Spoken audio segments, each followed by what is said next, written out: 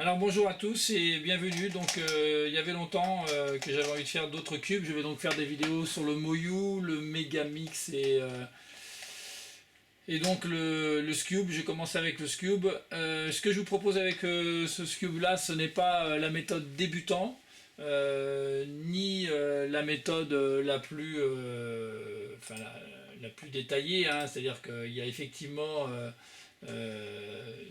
une méthode, c'est la méthode de Sarah, je ne sais plus comment elle s'appelle d'ailleurs, ouais, c'est la méthode Sarah, on l'appelle, mais elle avait un nom de famille, je ne me souviens plus comment elle s'appelle, cette demoiselle.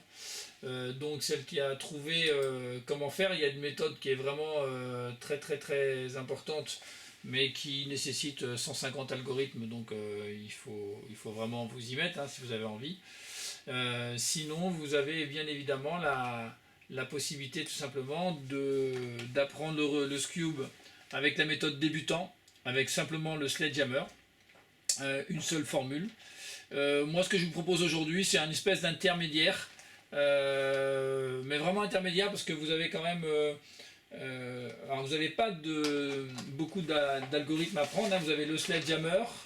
Vous aurez la permutation U avec 3 cas différents, donc on va dire 3 formules. Mais vous pouvez bien sûr faire la version Sledgehammer.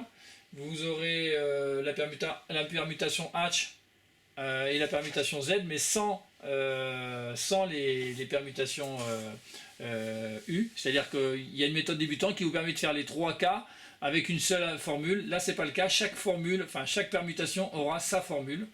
Donc la formule de la permutation Z, de la permutation H et bien sûr de la U, en sachant que dans la permutation U, je vous donnerai trois formules différentes.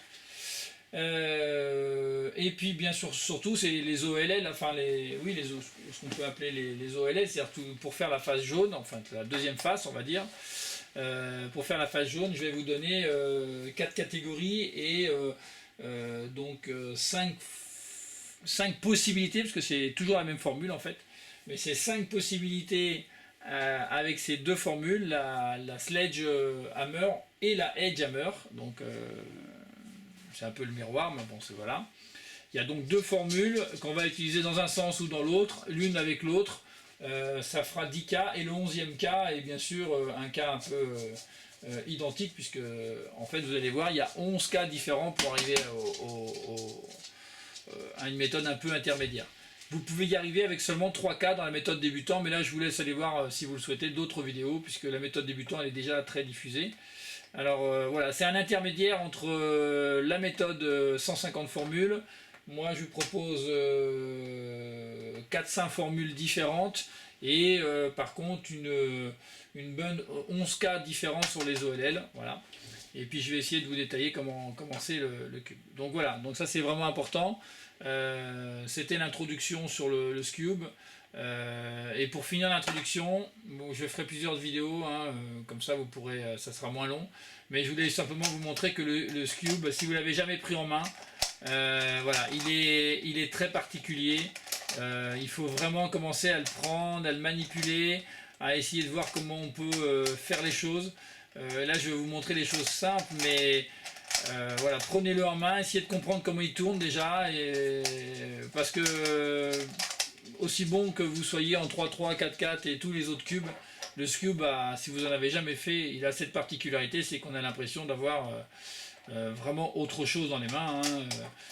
Voilà, c'est vraiment pas du tout la même manipulation, hein.